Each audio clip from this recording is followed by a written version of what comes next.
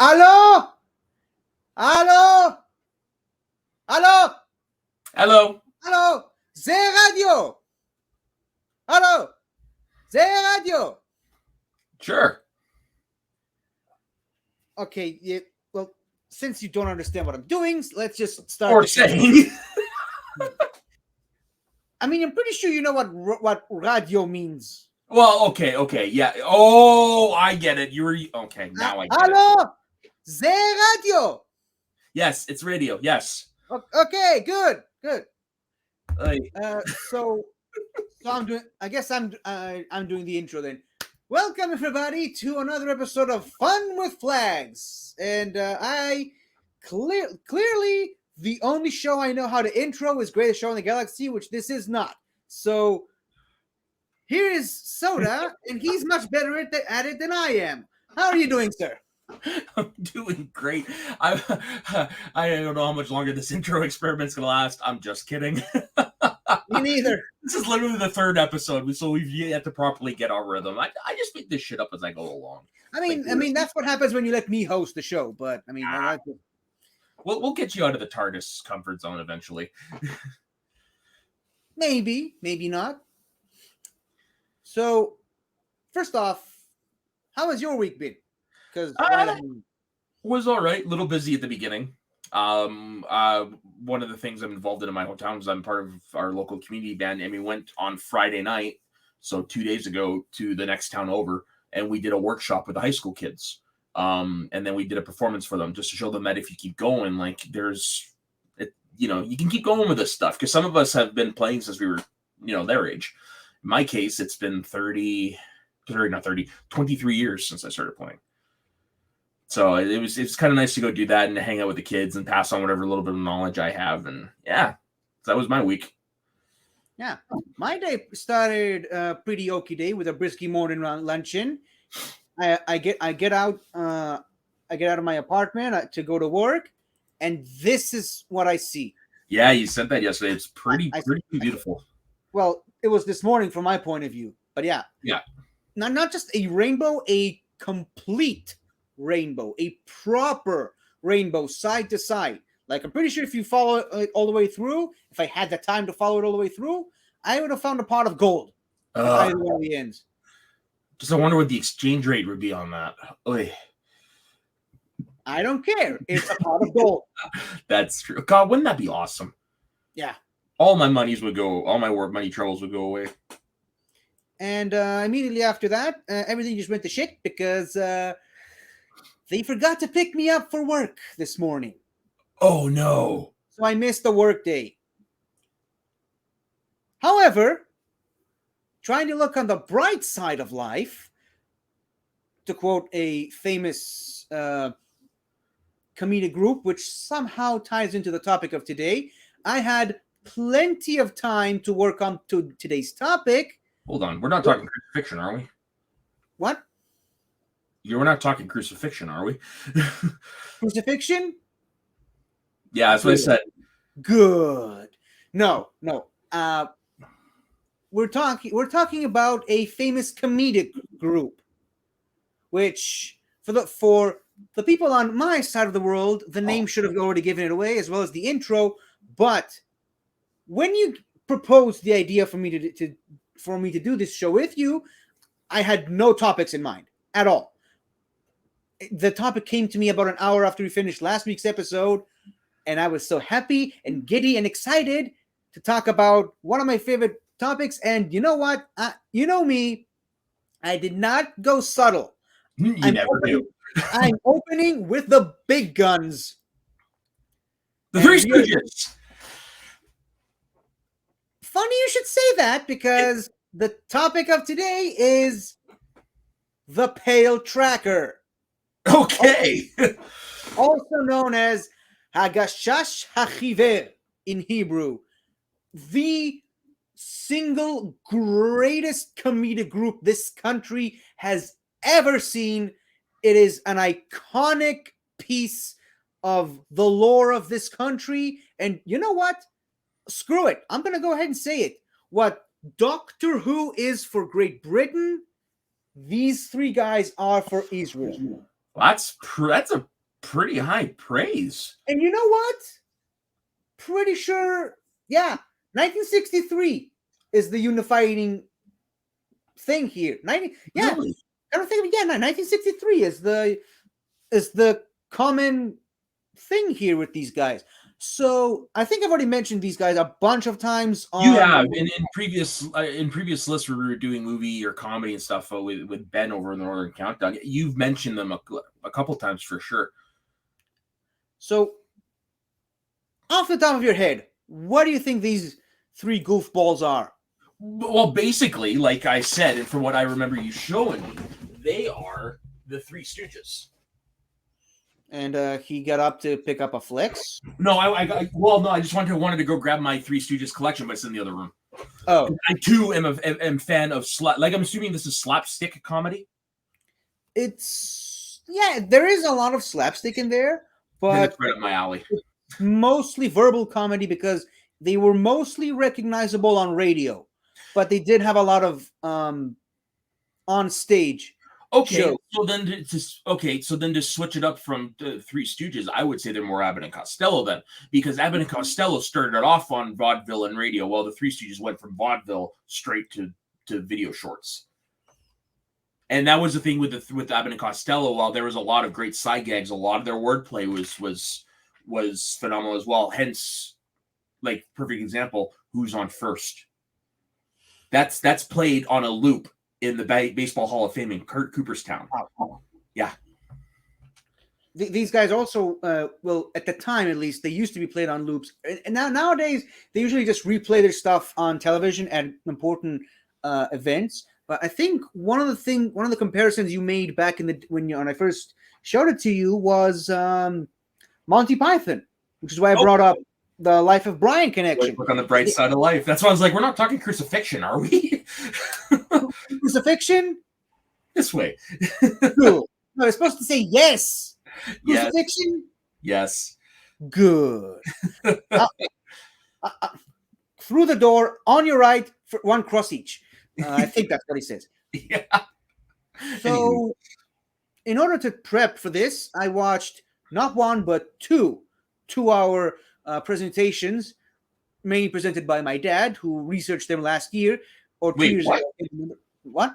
Your dad did a presentation on them? Oh yes, yeah. He did it. He explored a lot of Israeli culture aspects, like these three in particular. A couple of years ago, when he did a Zoom presentation for a lot of people, and he sent both recordings to me, and so I went through all 2 hours of both of them to pick up on all the important basics. Now, I'm not going to do the exact same thing that my dad did mostly with chronological order and stuff, because, as you know, wibbly wobbly timey wimey. But something I forgot to do, by the way, speaking of timey wimey, this is the background that I chose earlier.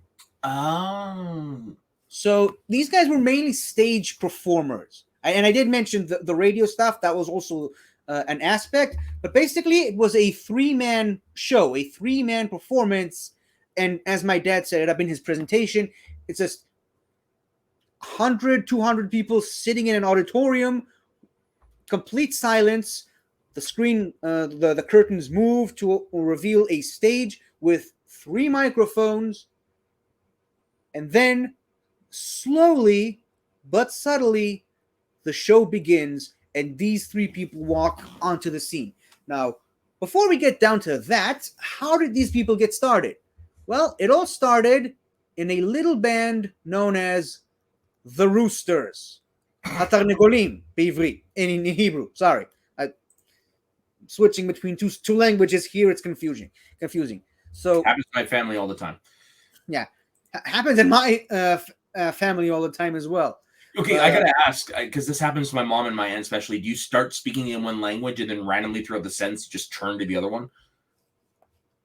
No, it happened to me just now because I purposely switched from one language to the other, and they just continued the rest in the other language. Yeah, but my mom and my aunt do that all the time. We call it franglais because they'll start speaking in English and go to French by the end of the sentence, or vice versa. yeah, but English and French are relatively similar. Yeah. These Hebrew and English, definitely not. Nope. But my uncle, we're an Argentinian family, by the way, so we mainly speak in Spanish. But my uncle married a Brazilian woman, and they mainly speak Portuguese. And Portuguese and Spanish are relatively different, but there are a lot of different words. So at times he starts speaking in Spanish, then he says one word that is the same for both Spanish and Portuguese, and just randomly, without even noticing, switches on into speaking Portuguese, and then the person he's talking to has no idea what he's talking about.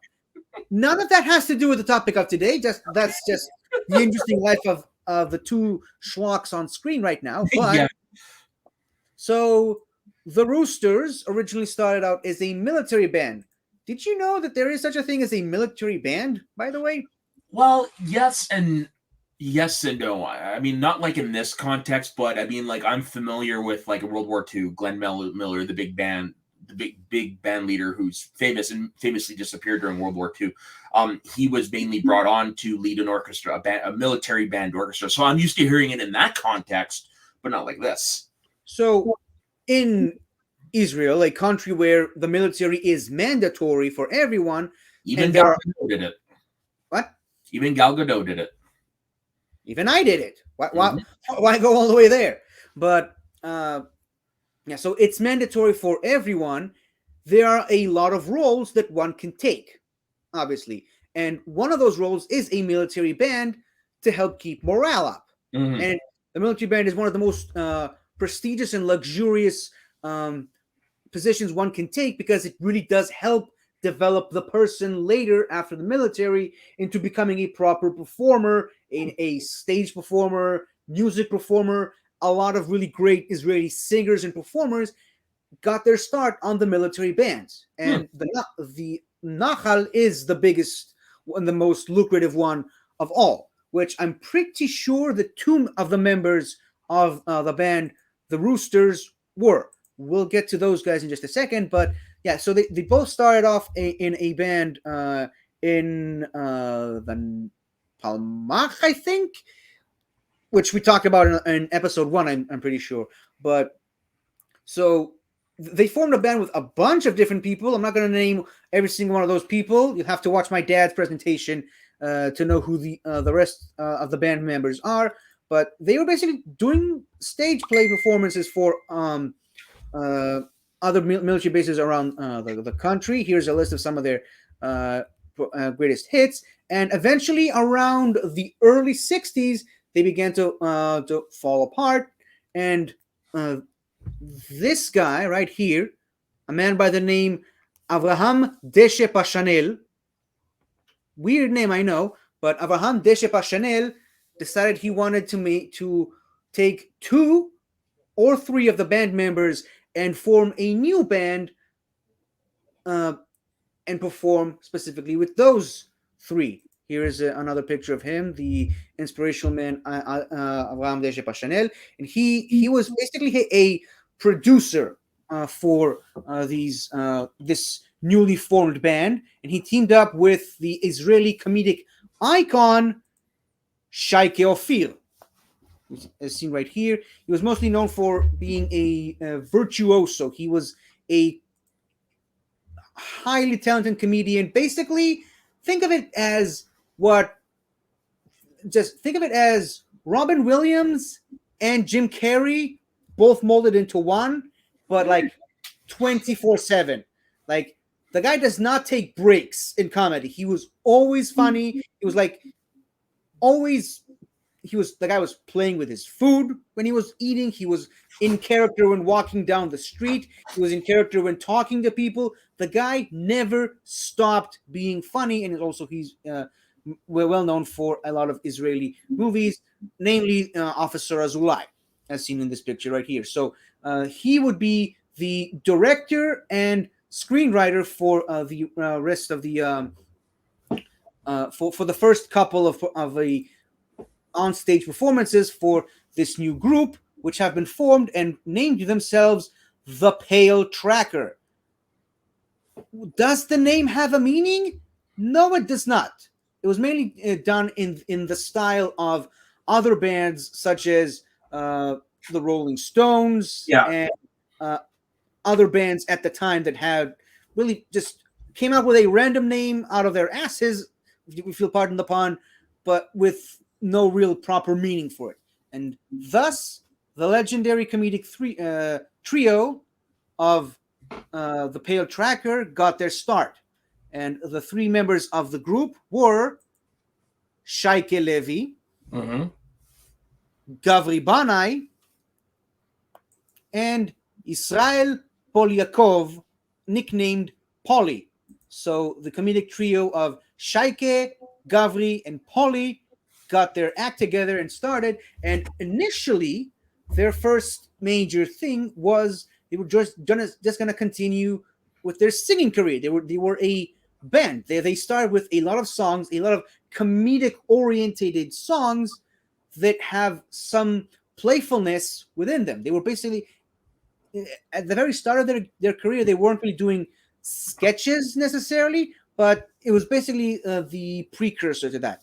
Almost kind of reminds me of the Monkees a little bit. So the Monkees, they did more, pop songs, but it kind of similar idea. The Monkees were a comedy act that were put together for a TV show that ended up becoming a band. So this is the reverse of that. They started off as a band. But I mean, like the style of music. I mean, like the whole original presentation. Yeah, and I'm getting to their first ever show that they ever did, which is called Simchat Skenti, or to translate, this is really gonna break me here. This is gonna be very hard to translate it, but it's happiness at old age. That's the best translation I can give you at the moment. Okay. And what was their first performance? Basically, so Shaike, the guy, not Shaike Ophir, Shaike Levi, we're just going to keep calling him Shaike at the moment. He was originally from Egypt, and he brought some of his Egyptian mannerisms and culture into the group, particularly a very specific song that he wanted to add to their first performance, which then became part of their first performance. Gavri himself also, he wasn't an Egyptian, he was born in Israel, but he also brought a song to their first ever performance, a song called Uzi Uzi, which is a reference to something that happened to him in the military. Uzi, if you don't know, is an Israeli rifle pistol. Pretty sure there's no such thing as a rifle pistol, but it's an Israeli weapon. It's an Israeli gun that used to be standard issue for all soldiers back in the day. Right now, it's more the M16 and another Israeli weapon called the Tavor. We'll not get into that because some of it's a bit classified, but that was basically the standard. What? I said, geez, of course, things with the military are classified. Yeah, but some of it is just, public knowledge. That's why I've allowed myself to speak about the Uzi, which was a standard issue for all soldiers at the time. And during his military training, him and his friends from the military service just came up with a song about an Uzi because they forgot to clean it up or something. And their drill sergeant, let's call him the drill sergeant, did not like the fact that their weapons are just dirty and unsanitary. So he sort of court-martialed them or tried them or whatever you want to say it. So they came up with a song of that, and that was the second song that they entered into the show. Now, so two of these guys, Shaike and Gavri, brought songs to the mix. What did Polly give? Okay, so I would say the jokes, maybe. He brought his personality, and you can see him right there on the left. Not far off. Yeah, he brought his endlessly comedic personality. He was the high energy of the group, and not just to say that he wasn't in the same equal level as the other three. They were all three of them equally on the same level. It's just Paulie was the character to beat, and he played characters that no other actor, living or dead, can ever be able to play again because of how he put his whole heart and soul into it. Yeah, it's like, well, the best way I can describe it is they did a Three Stooges movie about 10 years ago, and while the guys did a good job of playing Moe, Larry, and Curly, they weren't Moe, Larry, and Curly. So, Understandable. Yeah, it's hard to replace someone so pivotal in the role. That's one of the things. Like Queen, the band, they got a singer, all right, but they're not under Queen. They're Queen plus so and so. Yeah, like it's hard to replace yeah, Eddie Murphy. Eddie Mercury. Sorry, my bad. Yeah. But oddly enough, the example that came to my mind was Jack Sparrow. Could you imagine anyone else but Johnny Depp bringing his mannerisms into the character? They could make another Jack Sparrow. It just won't be the Jack Sparrow that we know and love. Like other characters, like, I don't know, we've seen it time and time again with characters like Spider-Man, Superman, even Magneto at times. Other actors, even though we feel like they're molded into this role, some actors just make a role their own, like the Jack Sparrow character. As usual, Ben comes in with the assist because I'm looking at my Back to the Future poster, and the same thing. Can you imagine anyone else but Michael J. Fox in that role, even though there is footage of Eric Stoltz? You can't. I was going to bring up Doc Brown, as a matter of fact. As well, yeah. That's, I think, a much better example. But I think, and I have a few clips that I wanted to show you. Only problem is I can't remember which one I should play first. But let's just chance it. Pretty sure this is the one that is from their first live performance on stage. And this is the one that really shows the character that this guy brings to the table alongside the other two. And this is actually the song that Shaike brought with him from his experiences in Egypt, which they sang with another singer at the time. Now, this clip is in black and white, like a lot of their early stuff, but I managed to find a colorized version of it on YouTube for the viewing public's convenience. So here we go. Tum tum. Khalil Lakhnis li Lakhnis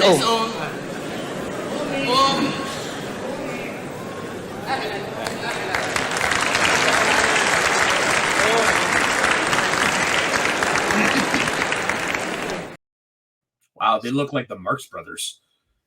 Yes, that's another good example. The Marx Brothers, I believe, were 4, but that's beside the point. Originally were 4. Originally were 4, but for the majority of their movie career, there were 3. Oh, I did not know that. No, so Gummo left after a couple movies he was tired of being on performing stuff, so he kind of went on to become their manager. Oh, well, yeah. At least he still stuck around in Oh, spirit. 100%. Yeah. There are several shows where the three of them perform alongside Shaike Ophir, who looks like the guy who played the Red Skull in 1990s Captain America. I still refuse to watch that movie. So, yeah, but right there, right in that clip that I just played, you see the character from the way he dresses, the walk, the mannerisms, the blowing flower off the singer's shoulders. Like that's why my mind went to the Marx Brothers, because when I saw him, I was like, "Oh, that's Harpo Marx." That's because the one Harpo Marx had the uniform. He didn't talk. He used sound effects. You knew it was Harpo, right? Yeah, that's the one I was gonna. Yeah, he's the one with the Harpo.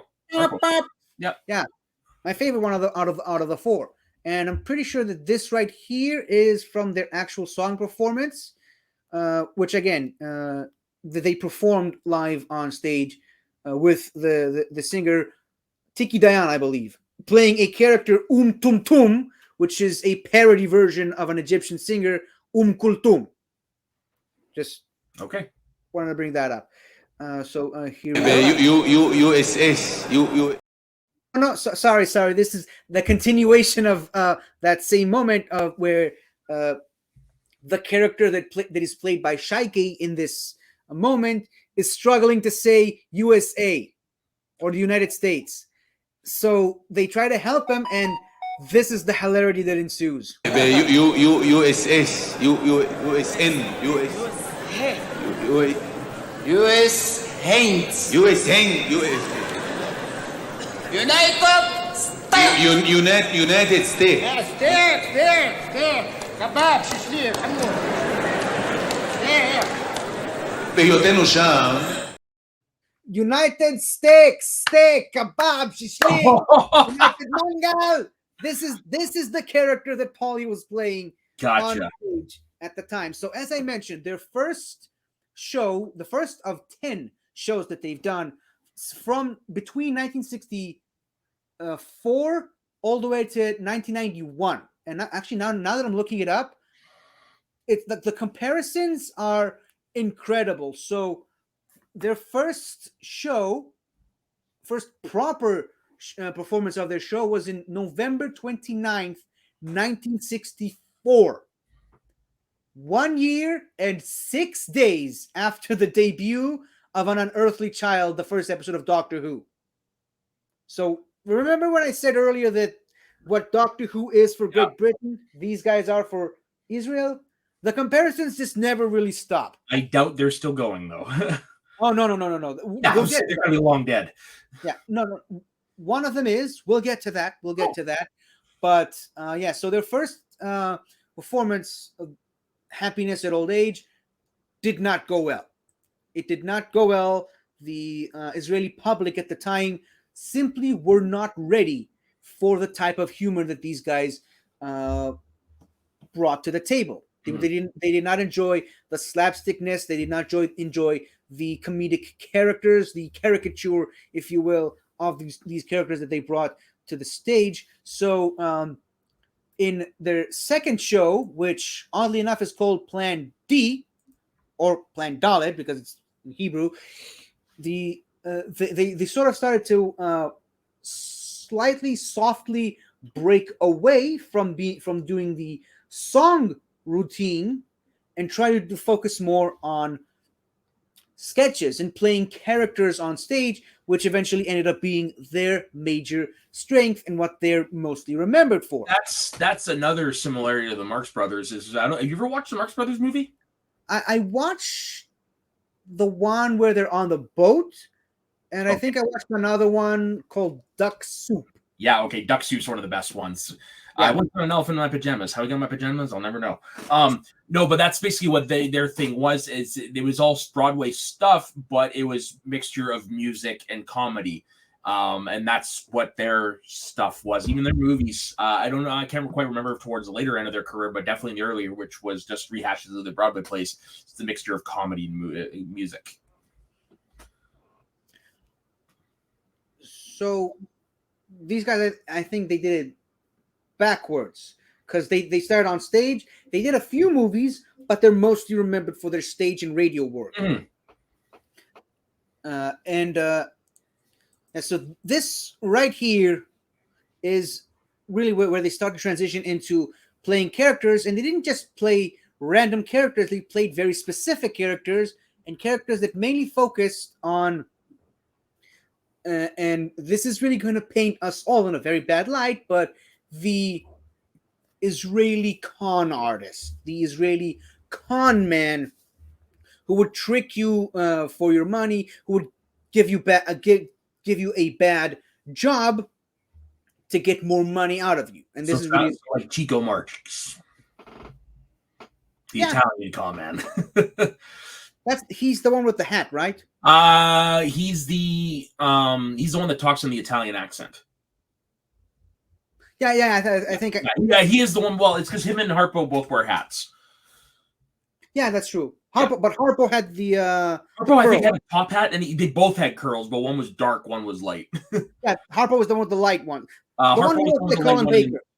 Yeah, exactly. The one that looked like Colin Baker. So the other one was that you just mentioned. Yeah, Chico. He was like the con artist. He was the guy that played the piano like. Yes. Yeah, him. Yeah, I know some stuff, and you know what? Paulie in this picture kind of looks a little bit like Groucho Marx, doesn't it? With the mustache.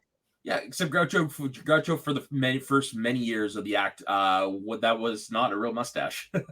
Oh, really? Well, this isn't a real mustache either, but still. Well, it was grease paint, And then as he got older, he actually, especially when the Marx Brothers routine ended, he actually grew out a mustache like that. Okay, fun Doctor Who fact for the day: the Brigadier's mustache was also fake. Really? Yeah, except obviously when he got older and grew his own stuff. But for the 70s, fake mustache. I feel lied to. 60s and 70s. But this picture right here that I showed of Polly was the character Calarasho from the Pale Trackers, arguably one of their more famous sketches that they've done, the Garage. The Garage. And again, it goes into the Israeli con man of these the two guys on either side. They are the mechanic, the head mechanic, and the helper mechanic. They basically want to get rid of the guy in the middle, Calarasho, but he keeps bringing up the same not funny joke that they just can't escape from, and they basically just keep him there the entire day, just going over all the different things that they did to his car, and always start trying to add new stuff on top of it to get more money. They're always like lying to him, like they did a I can't really quite place it, but a standard checkup after 5,000 kilometers, because we measure in kilometers. Yeah. No, we do this. Yeah, I know what you mean. Basically, you know what it's called? A checkup. No, but it's a 5,000 checkup is what I was going for, because they keep saying, no, it's a 10,000 checkup, but we did it like it's at 5,000 to again, to try to show them that they're on the level, that they're good, that they try to squeeze. I actually found they have a Wikipedia page. Well, of course they do. I mean, I just they're pretty big. It's not under the Pale Trackers. It's actually under Hagashash Hahiver. That's the Hebrew name for Pale Trackers. Yeah, that's what they're under. Yeah, it's pretty cool. Not a long entry, but it's pretty cool. Yeah, I mean, you'll find this a lot with a lot of Israeli stuff, that their Wikipedia pages aren't really that long, but I think we're really getting hung up on the whole this one thing that they did. Unfortunately, because of copyrights and ownership rights, it's very, very difficult to find actual clips of them on YouTube. I managed to find a few of them. Unfortunately, there are no clips I was able to find of the Garage, so I can't really show anything else beyond this picture right here. But here's another one that I was able to find. It's called Chacham Maimon, the wise man Maimon, which basically he's like a wise guru, a healer of sorts. And this one person walks up to his workshop one day to try and ask for help. And this is really when he first makes his way on stage. Now remember, the performance starts with 3 microphone stands, and very slowly one of them walks up to the mic, then the next one walks up to the mic, and then the third one walks up to the mic, and then they start to do the whole scene itself. And this is really where the wise man Maimon walks into the stage.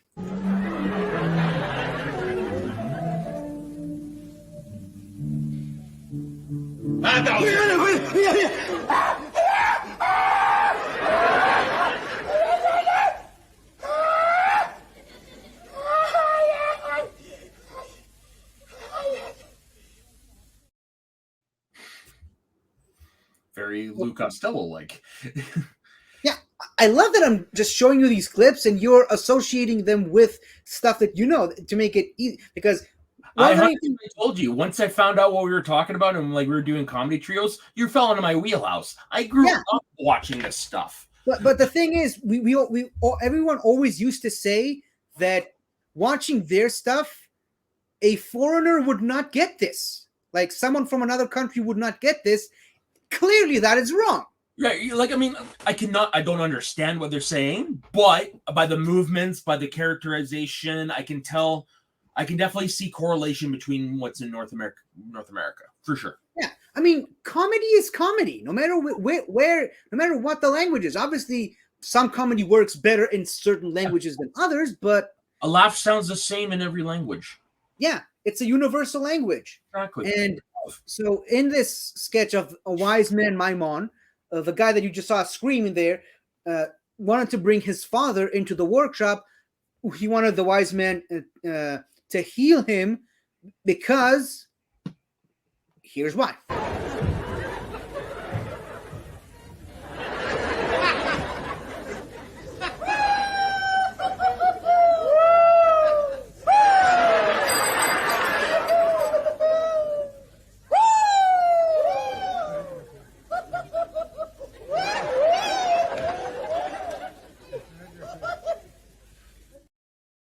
Okay, so did he regress to being a child? Is that what that Yeah. was?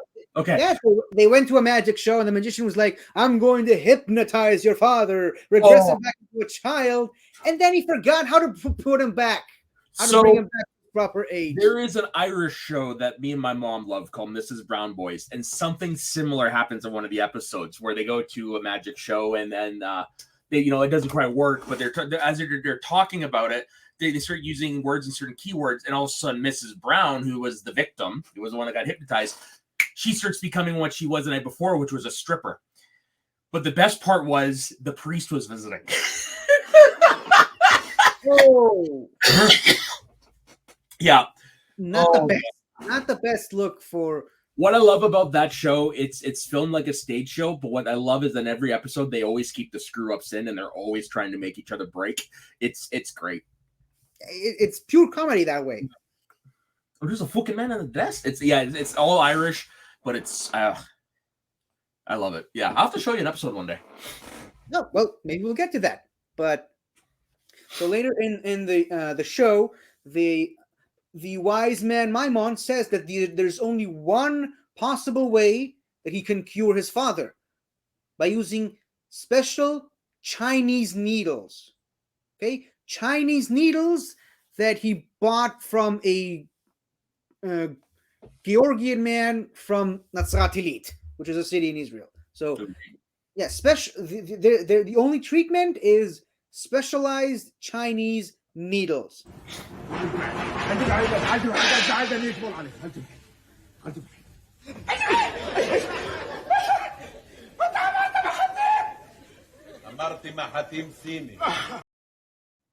That's not a needle. Yeah, that's why the son really jumped. He's like, "You said needles." I said Chinese needles. Jesus, I think you're talking like acupuncture, not a freaking sword. Yeah. So in the show, but and also earlier in the show, he was like, just like the old Chinese saying goes, what does that mean? Oh, should I know? Do I speak Chinese to you? Do I look like I speak Chinese to you?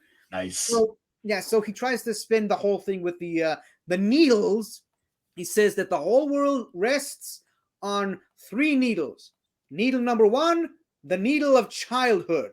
He places it on the contraption behind him. Needle number 2, the needle of teenagehood. Places it on the other side. The needle, the third needle, the needle of adulthood, and he places it also on the thing. And then they hypnotize the father to sleep, put him on the thing, and then slowly starts to remove the needle of childhood and the needle of teenagehood, and they just leave the father hanging. It really just becomes a magic show at that point. He just hanging by a thread on the needle of adulthood, and the guy just sleeps. He's like, how should I know how to get him off the last needle? I mean, we need special other Chinese needles from Korea or something, or rather like that. So right there, we've established the Israeli con man persona. Yeah. And another thing that they also established is not just the Israeli con man aspect, but also an Israeli always thinking he's being conned, no matter what. Because like it's always a two-way street with this. So this next one, which is called, and I'm gonna do some creative licensing with the name here, but it's called For a Fisting of Dollars. So obviously it's a play off of for a fistful of dollars. The movie. Yeah. Okay. Obviously, the word fisting is not the same as the one used. It's a different word. I looked it up and I can't remember what it is because fisting sounds funnier. Yeah, and And fisting can also turn pretty R-rated pretty quick. but it also fits the original title that they're trying to parody, right? Gotcha. So in this next sketch, Shaike this time is playing a character who put 1,500 liras, the currency at the time, 1,500 liras in the bank, and Gavri is playing a character called Pinto, his best friend, tells him that was a huge mistake because every day banks are being robbed. Mhm. But right here at the beginning of the sketch itself, he's trying to be very secretive about it. He doesn't want anyone to hear where he put the 1,500 liras, and this is the bit that ensues with him trying to be secretive about what he did with his money. Samtio tamba.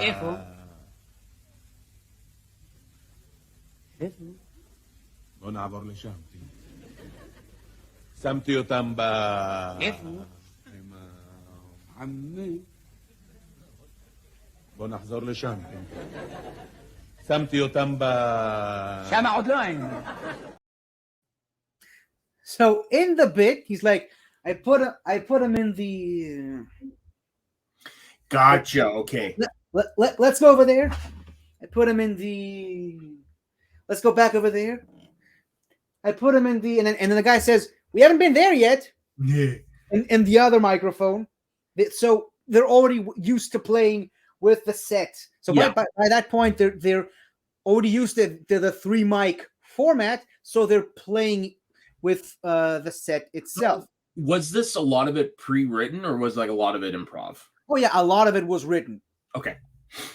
Now, obviously, there are variations to each performance. Like if you listen to the ones on the radio, it's apparent that it's possible that you might have heard some lines of dialogue being spoken differently than in the live stage performance on the video cassette releases at the time, which obviously later became DVDs and whatnot. Yeah. So each time they performed, they changed some things around, particularly in the next clip that I'm about to play. So when they actually go back to the bank, they notice that the bank manager is eating some candy from a small can, and the main guy, Malul, the guy played by Shaike at the moment, wants a few candies from the tin box that the bank manager is holding. So he asks for a couple of candies, and this is what he does with it. סוכריה, בבקשה, בבקשה, למה לא? קח איזה מנטול אחד או שניים. או 70. So he empties the whole box into his hand. Gotcha. Not much in there. Yeah, and he's like, "Oh yes, of course. Have 1 or 2 or 70." So this is another great example of, depending on which show you went to, you would have heard a different number. Right. Okay. So there was a little bit of improv in there, but it was just mostly playing, loose with the I mean, line. they had the bullet points of what their characters were supposed to do, but they were allowed to play with some of the lines of dialogue in between there. That's why every time you hear someone who can has memorized lines, and a lot of people have memorized lines from their performances, everyone remembers it differently. It's not a Mandela effect. It's because they literally perform different shades of it. Now, 50 shades, if you will. Thanks. Now, at one point, the guy that deposited the 1,500 liras gets angry that the bank manager refuses to give him back the 1,500 lira that he deposited there earlier. So he starts to really lose it and starts to threaten to burn down the bank. And I think that's the clip. No. That's not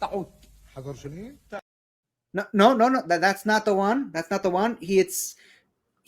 This is earlier. Where he tells the bank manager that he made a mistake. Okay, he made a mistake, and the bank manager goes, mistake, and so they sort of play with the word mistake and the different variations of the word mistake, or he made a mistake, or I made a mistake, and this is how it looks like. حضر شنين؟ تعيتي تعيتم تعين تعود تعينو تعيتم تعيتي تعود تعين تعيتم تعينو ما هتعود.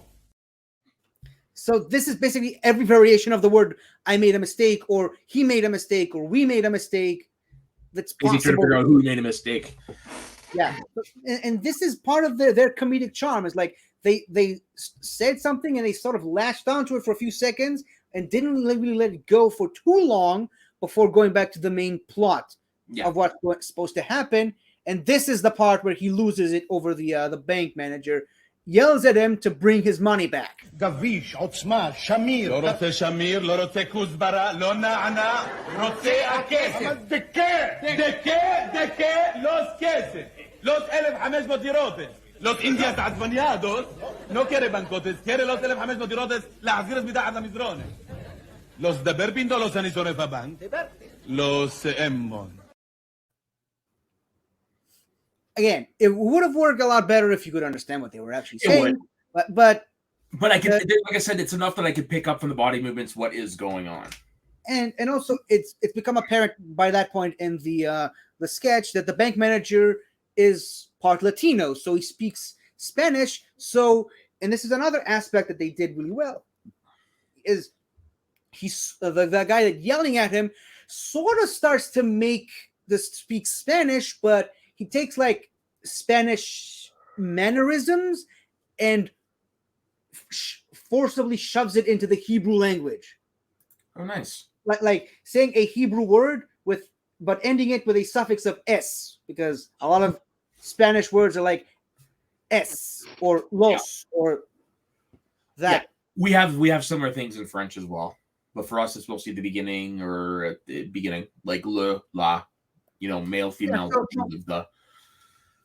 So imagine if someone were to say in English, but to do that with the same mannerisms in French, like le money, le want le money, le now to le put under le maîtresse. It's like watching somebody who doesn't know the language trying to explain to someone who does know the language.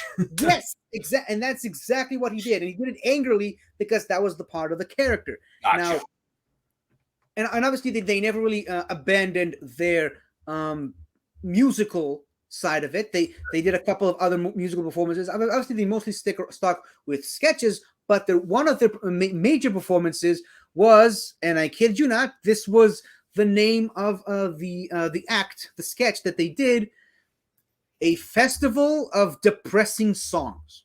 Ah! Because a lot of Eastern music, or rather Middle Eastern music, which that's what it should be called, but for some reason it's just called Eastern music. That's a kind of worms I don't want to get into at the moment, but a lot of the Middle Eastern Mediterranean music that is very popular in Israel is a very happy musical tune, but the lyrics themselves are incredibly sad and depressing. It's like I've noticed that seems like every tune is happy. Yeah, a lot of Israeli Eastern music songs are like incredibly happy music about a guy singing about how his mom died and his girlfriend left him and he's living in the street. So they basically took that whole format and made an entire sketch out of it, literally about depressing songs. So basically they had these performers getting up on screen and singing really happy tunes with incredibly depressing and dark and gloomy lyrics.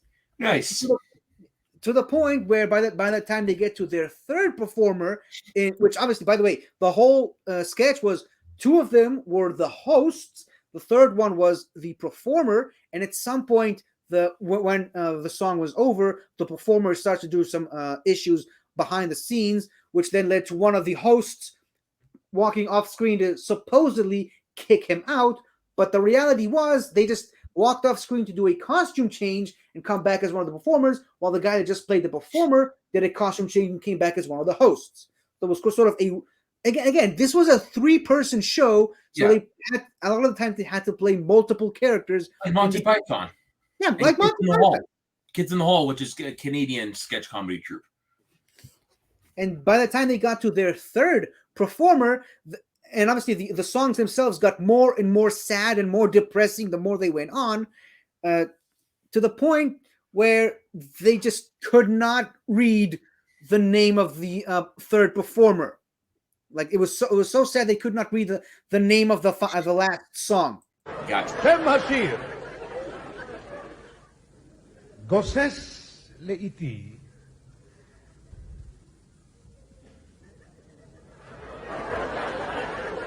מה קרה? אולי תרגע. חייך, תרגע. טוב, בסך הכל שם של שיר. תרגע. אנחנו כבר עברנו כמה פסטיבלים במדינה הזאת. זורבה התימני, בשירו...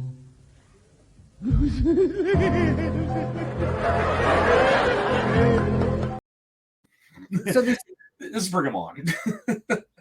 yeah, so they couldn't quite, they got so saddened by the name of the song that they just couldn't possibly read it. And this is how the ending of that song looked like. And again, remember, incredibly sad and depressing lyrics, but a very, very happy tune. And as in keeping in with Middle Eastern traditions, this thing also happened.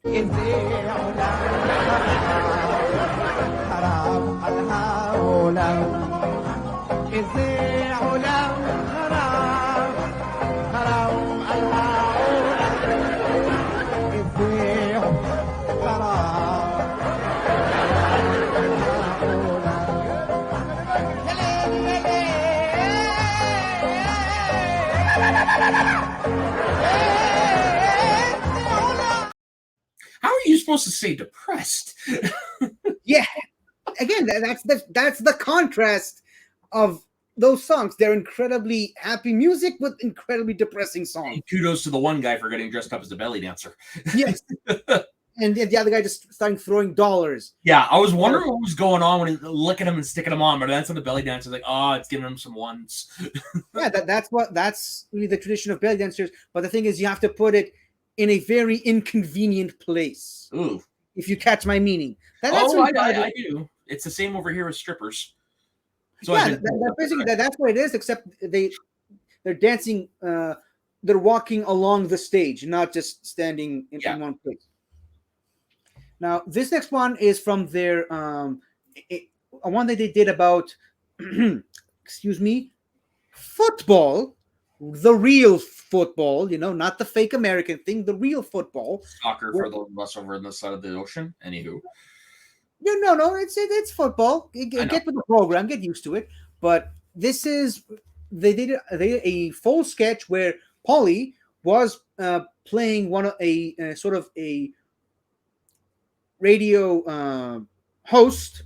I'm getting all my words mixed up today, but he was playing a radio host that was constantly bouncing in and out of different reporters in different stadiums all over the country, because a lot of games were all happening all at once all over the country. So he's bouncing from one disastrous game to the other until landing in a game taking place in Jerusalem, where the fans, the football fans, which I'm assuming that it's the same with hockey fans and with fake football, American football over on that side, they can get really, really aggressive. As someone who lived in Vancouver during the 2011 Stanley Cup riots, yes. So this is basically what they're parodying, not 2011 obviously, but they're parodying like fans getting riled up and jumping into the football court and started throwing grenades and smoke bombs and other explosives into the thing, and just going all out against the police and burning down the players' clubhouse. And at this point, one of the reporters is trying to interview one of the rioting fans, while the guy in the studio keeps telling them to ask him the exact same question that he just asked. So he asks him a question, and the guy in the studio is like, "Ask him this question." Like, that's exactly what I just said. That's exactly the exact question I just said. למה אתה חושב שזה מגיע לך? יוסף, תשאל אותו מעניין, למה הוא חושב שזה מגיע להם? שאלתי, עמי, זה ממש בדיוק מה שאלתי. למה אתה חושב שזה מגיע לכם? אני אגיד לך, אנחנו נותנים את הנשמה שלנו כל שבת, בסוף זה אנחנו שאוכלים את החרא. אני מבקש ממך, זה שידור חי. רגע, יוסף, תאמר לו, זה שידור חי, בבקשה. אמרתי לו, עמי. כן, אמרת, בבקשה. זה שידור חי, כן? ואם זה שידור חי, אנחנו לא אוכלים חרא.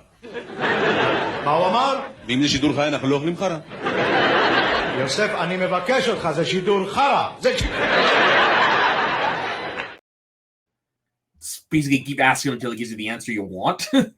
Yeah, no. It's so in the other half of it is like, why do you think that you deserve better treatment, to be treated better as fans? And he's like, because we're the ones always putting our asses on the line, and at the end we're always the one that eat shit at the end. He's like, well, sir, this is a live broadcast. You can't say stuff like that. And he's like, Yosef, please tell him that you can't say stuff like that because we're live. That's exactly what I just said. And he Gotcha. Okay. He brings the microphone back to him. He's like, so because it's a live performance, because it's a live show, we don't eat shit. And the guy in the studio is like, what did he just say? What did he just say? Because it's a live performance, we don't eat shit. Yosef, I'm asking you, please. It's a shit performance. I mean, it's shit. It's live. And that's when the guy in the studio gets frustrated. Yeah, and that's another aspect that they used to do is they keep flubbing their words on purpose. Obviously, it was scripted, but they kept flubbing their words and saying multiple things wrong until they got what they wanted to say. And sometimes they just said the thing backwards and didn't really seem to mind it because it was part of their characters at the time. This is another clip from when they and again at one point they became incredibly political. Obviously, they sort of did a riff on a lot of the political movements that were happening at the time, and still to this day, this is when the more religious and more orthodox, the heavy religious movement started getting more prominence. And this is sort of, in a way, it's sort of a prediction of the future because that's more or less what's happening right now with the Israeli government. But this is basically like the religious people starting to tell people how to live their lives. And I love the setting that they chose here is because they chose the beach as the main setting. So like right now, the heavy religious party at the time, that is the heavy Orthodox religious party, is in charge of the beach. And obviously they force people to they force a separation between men and women in the ocean, mind you. They force people to be fully dressed and fully clothed, and this is the supervisor coming in to supervise what is happening on one of the random beaches. Technically, the ocean international waters. Try telling them that. Okay. Now remember, because they're religious, they have to be fully clothed all the time with very specific shoes and very specific clothes, and this is the supervisor coming in to check on what is happening. يا ابوها مشجيع فاترتي على مكان.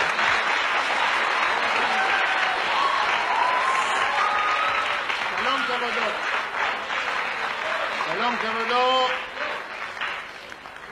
يا مشجيع buena. تاني كبدو. اوبا. دخابل. So I'm assuming he's walking funny because he's not used to the shoes. He's not used to walking on the sand. That too. And he's like, this is the beach? It's like watching a newborn gazelle. Yeah. And what I love about this sketch also is that, again, they really parodied the heavy religious people, but they in another way they also tried to portray them as being secretly gay. Again, in another way to mock them and parody them, because in the Bible it's forbidden, and there are a lot of other things in the Bible, but let's not get into that. And extremely religious people are incredibly homophobic, so this mockery of them is incredibly poignant. And so this is the supervisor looking at one of the other people that they brought in to supervise.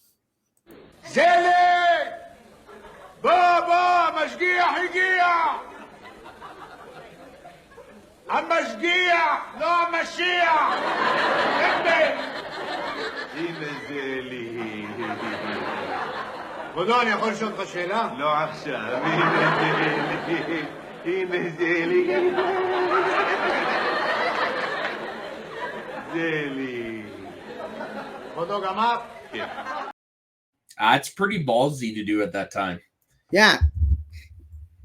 And another funny joke that you normally wouldn't have gotten is the guy yelling to Zelig. The Zelig is the person that the supervisor is looking at.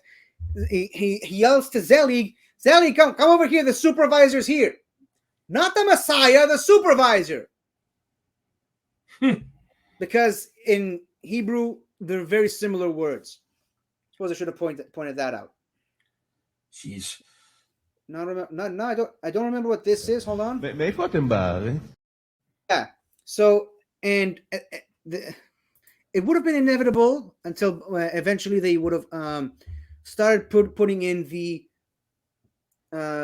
other people that live in Israel, the Palestinians, the Arabs.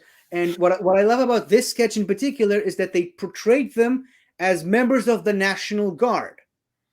Because, as they put it, it's not a job for a Jew.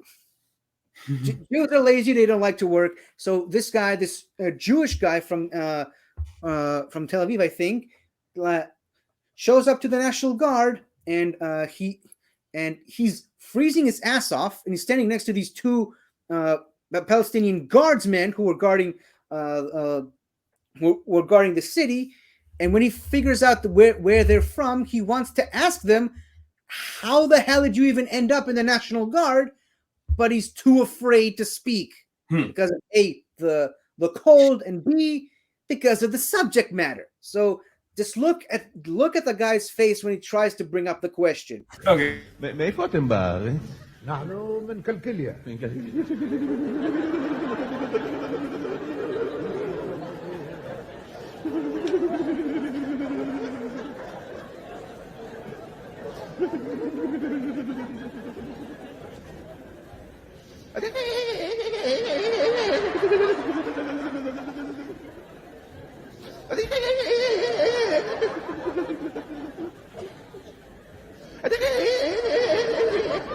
איך הגעתם למשמר האזרחי?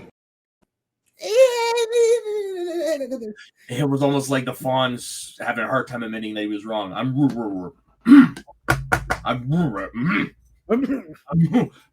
not right. Now, these next couple of clips from their final performance, which was aptly titled "The Blood Wedding," which, in a way, that was their swan song. That was their Avengers Endgame. It was the longest sketch that they've ever done, 21 minutes long. Oh, wow. Most of their sketches were between 10 and 15. This one is the first to crack the 21-minute mark. And in this one in particular, again, this was in 1991. So remember, they started in 1964. Yeah, so with 27 years, sorry. And they had performance pretty much every 2 years. It sort of started to die down in the 70s and 80s, and their last hurrah. By that point, obviously, several generations have happened already. In much the same way that the Israeli humor was not ready for their type of the Israeli populace, I should say, was not ready for their type of humor in the early 60s. By the time the early 90s came around, people have already started to move on to other things. And if we're being honest, these three felt like it wasn't fun anymore to make people laugh when not because and again, this is another thing that I love about this group is that they never broke up because of themselves. They never broke up between friendly feuds. They didn't have like one slept with the other guy's sister and stuff like that. None of that bullshit. They broke up exclusively because it just stopped being fun to make people laugh anymore. And they did not enjoy doing With it. And a very valid reason, because I mean, at that point, why bother? Yeah, and they still remained very, very close friends, right up until one of them passed away in 2007. The other remaining two are still very, very close friends. They still meet up every once in a while, and they're friends of each other's families and whatnot. but this final one from the blood wedding, and let me just make that name a little bit more clear for you. Basically, it is a wedding between two different sides. Like, remember we talked about in the first episode that there is sort of a distinction between the Ashkenazi Jews and the Eastern / Spanish Jews. Yep. Like, so this is basically it. It's a rich Iraqi family, the more traditionally the Eastern family, having their son marry the daughter of an incredibly Ashkenazi, a very Eastern European man, and the over self-indulgent Iraqi father of the groom keeps trying to superimpose his will on the wedding itself and basically take control over the wedding itself, to the point where he basically starts to tell the father of the bride what to do. And this is the the main reason that they're so rich and they have so much money is because they own a factory for pickles. And again, this is another example of the clash of different cultures. They eat pickles like it's candy, like it's sugar. When they offer the Ashkenazi, the sort of Russian, Romanian, the Eastern European father, one of the pickles, this is what happens.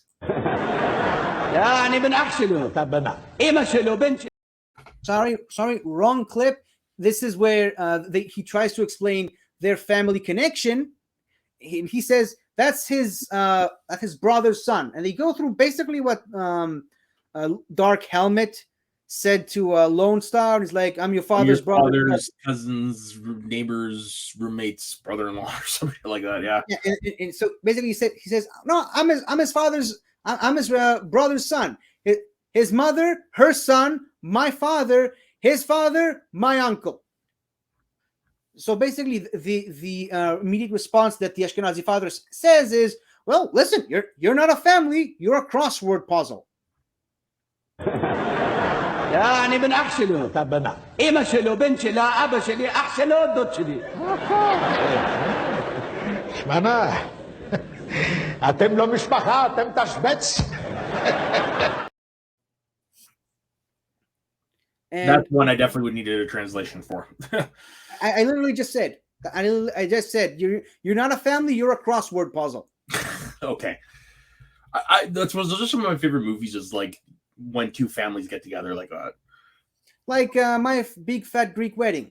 Or right. Something. I was going to say Meet the Fockers, or Meet the Parents. And then there was one I just watched yesterday. Yeah, it was yesterday. It's called Welcome Home, Roscoe Jenkins, which is a similar idea, where the one guy brings his goes back to the family reunion after not visiting for 9 years with a new fiance, and oh yeah, L.A. meets the South.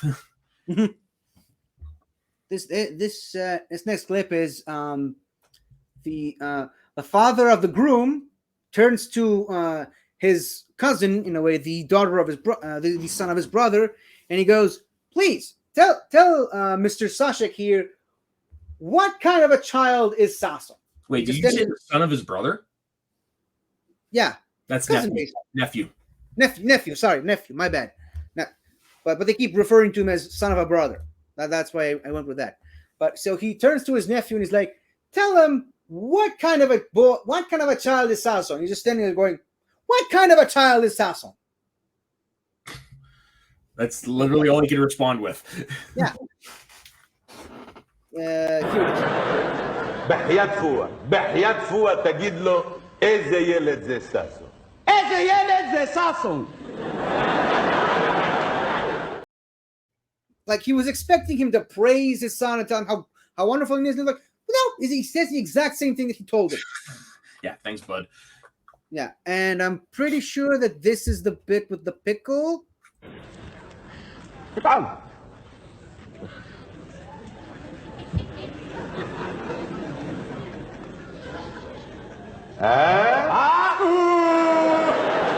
دايما بيحوز بقى مش ضد بحياتها زي كله منفره بمشيلسي شيلوا بلا فافونز بقبوق تميرة. Oh yeah, that's a good idea. Give them liquor when your mouth is burning. Yeah. Yeah, he says no, it's arak. It'll burn all your sourness. Oh, it burns all right. It burns all the sourness away. And what he says to them is he's like, dude, it's just a pickle. That's not a pickle. That's a Molotov cocktail. Okay. Not funny then. And now during the whole thing, he, like I said, the Iraqi father tries to really dominate the entire wedding, going so far as asking the father to change the name of the bride. He wants he chose where the wedding will take place, what the food is going to be, the band that's going to play, and at one point he wants the bride to jump to parachute from a helicopter into the wedding itself. Like, they go really crazy with the stuff that they want the bride to do, and eventually at one point they even manage to sway the father of the bride. So by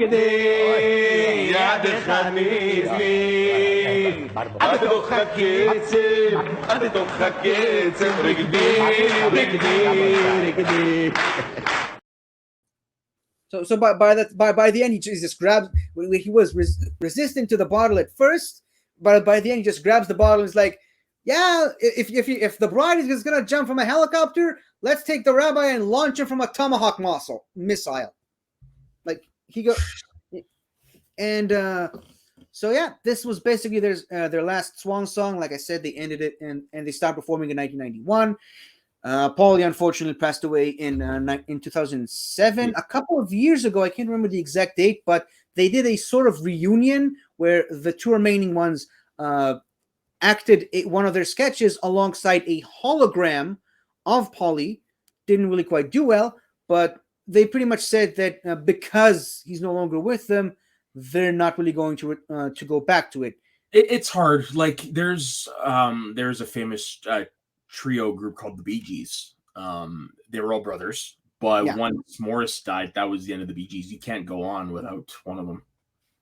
Yeah. And now that Robin passed away, you really can't go on. As opposed to something like you said earlier with Queen, where they try to keep the flame going just without Freddie. Yeah, Kiss is still a band that's touring after 40 odd years, but I mean, it's just two of the original members. So it's like that with a lot of things. Yeah, there's just some people that it's hard for them to go to get that chemistry again, and so I don't blame them. And I suppose in a honor to Paulie, we could probably move on to the sketch, which is arguably fondly remembered as probably their best sketch yet. Which, oddly enough, it's one of the shorter ones that they ever did, but it's really where my namesake came from, and I'm pretty sure he says that in the intro here. Hello. Hello. Hello. Hello. Hello. Hello. Hello. כן? זה רדיו. כן, ודאי. Oh, that's where that bit came from the beginning. Yeah, so he calls to the radio. There's a show where they bring in a professional and they take phone calls from people asking questions for the professional ish. So this one random guy with glued to his phone is like, "Hello, is this radio? Yes. Hello, is this radio?" And he keeps re-asking the same question over and over and over again. And it is a expert on the Hebrew language. All he wants to know to ask the question was, what do you call that little knob on the on a hot water kettle that turns it on? Like, what do you call that? The on button. Yeah, but there's a very specific name for it, and the guy wants to know, but because he's, it's a word you're not going to understand, but because he's a shluch, a street-wise person, he's very slang-oriented. He speaks street-wise language and not proper Hebrew language the way it's meant to be. And, they brought in the expert on the the Hebrew language. While he's trying to ask the question, the guy keeps correcting him along the way. So he keeps breaking away. He's like, wait a minute. Hello? Is this radio? he goes back into the same. He can't quite get the question out of his head because the guy keeps stopping him and correcting him over and over again. And this is the ending of that sketch. Alors, la chopstick,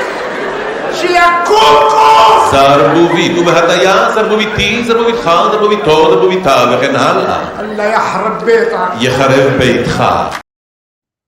So he's correcting him even after he hung up the phone. What a dumbass. Yeah. So, yeah, I don't think I really said everything that I would have wanted to say. I think I pretty much shamed the huge presentation that my dad did. But you know what? That's just how I roll. That's how I do things. Yeah.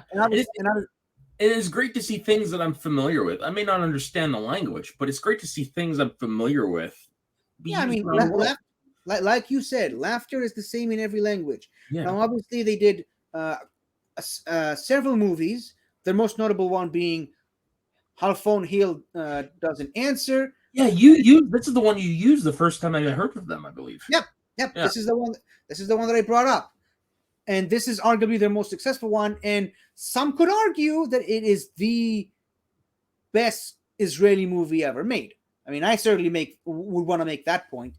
But basically, this is really the only because the guy that I mentioned earlier, where is he? Avraham Deshe Pashanel, who was in charge of the group pretty much for their entire existence, the existence of the group. He didn't really want them to do anything besides the radio and stage performances. Like, he did not ever. He very rarely allowed them to have TV interviews or TV-related performances. He just wanted them to stick to the stage. And on very rare occasions, they did movies together. But I think we could end this episode, this history lesson, if you will, about these three by mentioning probably easily their most famous television appearance. It was on a song festival, not to be confused with the depressing song festival. A song festival is sort of a song competition, if you will, where the guy in charge wanted them to be a surprise, a outrage, if you will, for the Israeli public. And this is how he told them to perform. Now, keep in mind, no one knew that this was going to happen except for them. Okay? No one was prepared for this. It was a complete shock when it happened. Fortunately, this is one that I couldn't find a colorized version. You'll just have to stick with the black and white version. But again, this happened on live television, and no one saw this coming.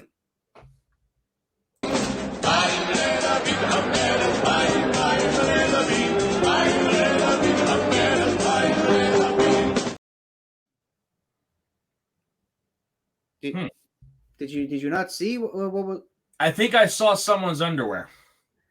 All of them. Yeah. Okay. Like, the whole thing was that they showed up in these short skirts, and they had to rise up, and so you basically saw their tidy whities. So that reminds me of a Monty Python song that they perform live as a barbershop quartet, or is it quintet? Quartet, and it's called "Sit on My Face," which the song is very much what you'd think. Yeah, it's very. So the song ends. They're dressed like barbers, right down to the long, like old school barbers, right down to the long smock. They bow to the audience.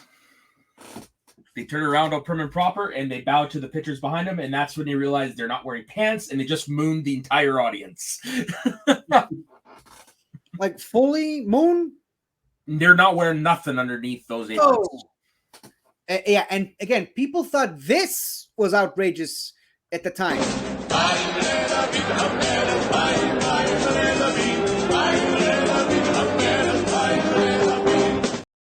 Yeah, people thought that was going too far at the time. You know, it all goes just goes to show you, it's all relative.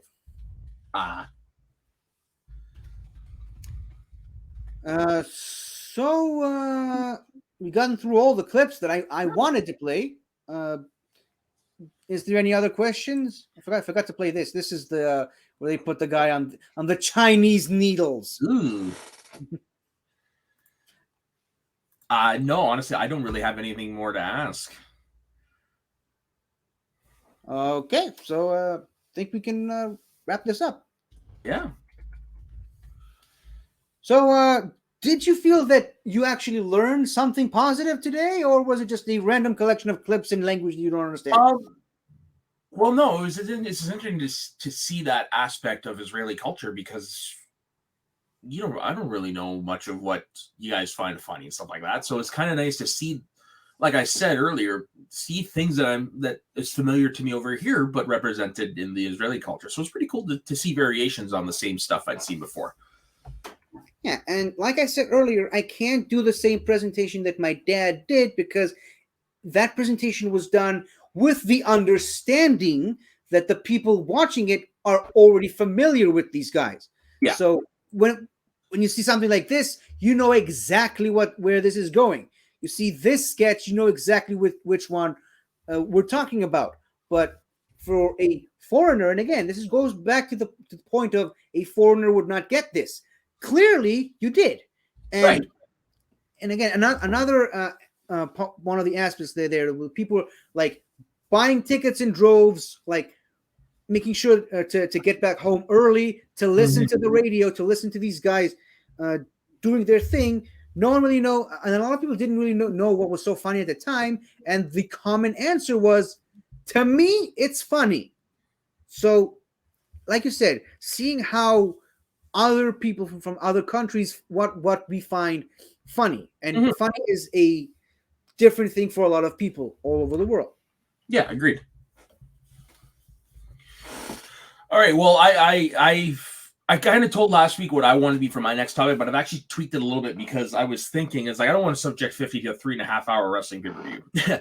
So, but what I'm going to do is there's a 2 hour one that I want to subject and do, and that actually plays very much well into Canada, oddly enough.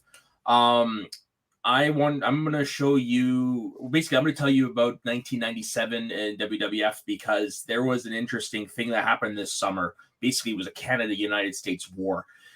You had the bad guys, the heels in the United States, the Hart Foundation. Majority of them were Canadian. One of them was British, married into the family. They were the bad guys in the United States. But you go to England and Canada, they were the good guys, and vice versa. So the good guys in the States were the bad guys in Canada, and it was wild.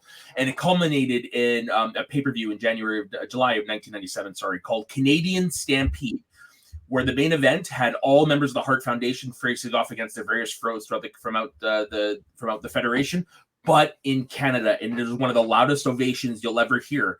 And it was the last time the entire Hart family was ever together. Okay.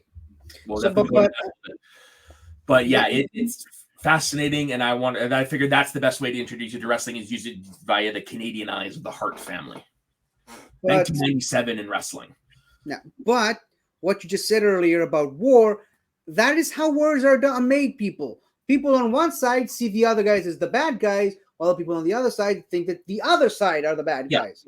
Like, and it made some wild stuff. Like I've heard very few ovations like that when the Hearts are on the entranceway.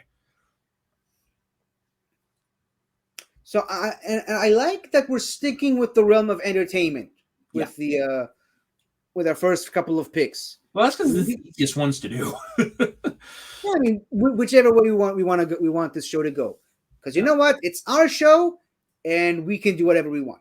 Basically, we can have fun with as many flags as possible. But I think it's time we wrap this up. 50, where can everybody find you? You can find me primarily on this channel with Fun with Flags, as well as my other show on this channel, The Greatest Show in the Galaxy, where I basically do more or less the same thing that I just did right now, a educational lesson, but about the greatest show in the galaxy, Doctor Who. And speaking of Doctor Who, I also have my own YouTube channel where I go through every single episode of Doctor Who from 1963 to 2022, review them, and I just wrapped up season 2, and I've already started season 3 on my channel already. And I also do a lot of other stuff in the meantime when I have the time to do so.